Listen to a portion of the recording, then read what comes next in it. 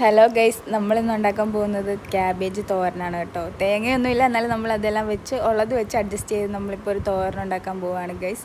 ഉച്ചയ്ക്കത്തെ ചോറെടുക്കാൻ വേണ്ടിയിട്ട് അവർ പോകുന്നുണ്ടായ ഗൈസ്. അപ്പോൾ പ്രകൃതി ഭംഗിയൊക്കെ ആസ്വദിച്ച് കുറവും ദൈവവും എല്ലാം നടന്നു പോകുന്നു. ഇതാണ് നമ്മുടെ മെസ്സ് ഗൈസ്. അവിടുന്ന് ചോറ് വിളമ്പുന്നുണ്ടായേ. നമുക്ക് നല്ല റൈസാണ് ഇവിടുന്ന് കിട്ടുന്നുള്ള കറി മാത്രമേ ഉള്ളൂ ഇച്ചിരി മോശമായിട്ടുള്ളത്. നമ്മൾ തിരിച്ച് റൂമിൽ വന്നിട്ട് ക്യാബേജെല്ലാം നല്ല രീതിയിൽ അരിഞ്ഞിട്ട് വെളിയിലെല്ലാം സെറ്റ് ചെയ്ത് വെച്ചിട്ട് കുക്ക് ചെയ്യാൻ വേണ്ടി പോവുകയാണ് ഗൈസ്. ആദ്യം നമ്മൾ കടുകിട്ട് മുളക് പൊട്ടിച്ചു, അത് കഴിഞ്ഞ് കറിവേപ്പില ഇട്ടു. പിന്നെ നമ്മൾ ക്യാബേജ് ഇട്ടിട്ട് ഇളക്കി എല്ലാം സെറ്റാക്കി അടച്ചു വെച്ചു ഗൈസ്. അത് കഴിഞ്ഞ് നമ്മൾ കുറേ നൊട്ടയെല്ലാം പറഞ്ഞിരുന്നു ഗൈസ്. അങ്ങോട്ടും ഇങ്ങോട്ടും എല്ലാവരുടെ കാര്യമെല്ലാം പറഞ്ഞ് എല്ലാം കുറേ സമയം കളഞ്ഞു ഗൈസ്.